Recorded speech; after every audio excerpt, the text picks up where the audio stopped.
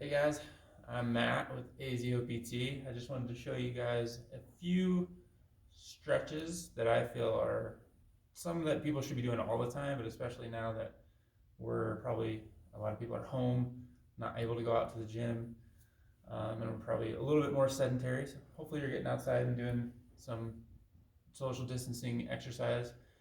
But these are the four that I would say are best for our seated sedentary posture with the typically, shoulders forward, hips and knees at 90, so our hamstrings and hip flexors are getting tight.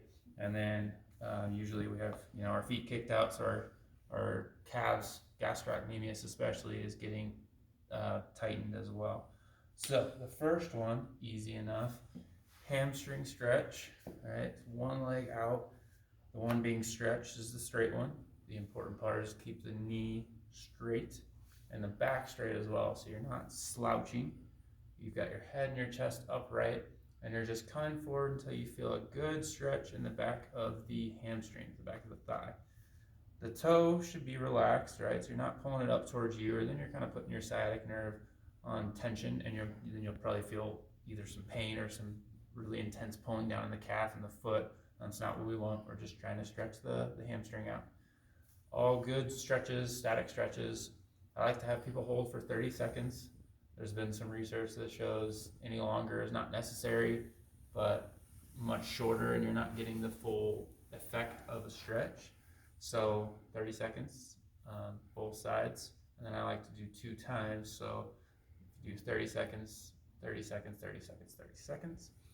If you are a very flexible person and you can get all the way down, say to here, and you're barely feeling a stretch, then you can add in a surface of some sort, be it a step stool or another chair, to elevate your leg and create more of a stretch that way.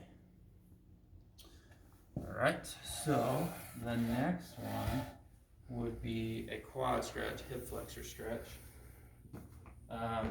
Now, typically I would say if you have a low-backed chair, you can do it like this if you are very flexible. Hanging on to something for safety, of course, it's not a balance exercise.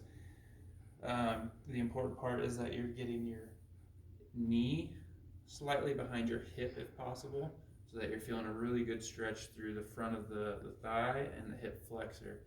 Keeping your abdominals tight and your glutes tight. That way we're not getting a lot of lordosis or that excessive arch in your back, which can create some back issues. If you are not that flexible, then you can just use the seat of the chair and create sort of that same idea by bringing that front leg forward, and again, knee behind the hip, tightening the glute on the stretch side, tightening the abdominals. So you shouldn't feel it at all in your back, but you should feel a good pull through the front of the hip and through the thigh. So from the side, that would be kind of like so. Knee back here. If it's up here, you may be getting a little bit of a quad stretch, but you're not getting that hip flexor stretch out, which is more the important part when we're doing a lot of sitting. So next, calf stretch. And you can use anything. You can use a wall. I typically find that a wall stretch doesn't work as well because a lot of times we're getting our toes stretched out and the foot's kind of sliding down the wall. I typically like to use, it could be even a thick book especially if your calves are tight enough. 2x4, like a little lip in the garage that a lot of homes have, especially down in the Phoenix area. It doesn't matter so much, and you stack a few phone books on top of each other. The idea is that you're getting the toe elevated slightly. And the first one, keeping the knee straight, just get that weight over the toe, come forward until you feel a good pull. Should be sort of back of the knee, upper calf area, right? And again, 30 seconds.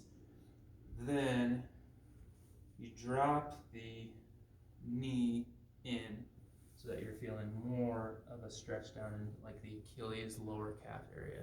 So that stretches 2 different parts of the calf, and it's good to do both because one may be tight, both may be tight. And of course, let's do both sides. The important part of especially the soleus stretch, which is the knee bent stretch, keep the knee in line with the toe, right? So don't let it drop over to the side.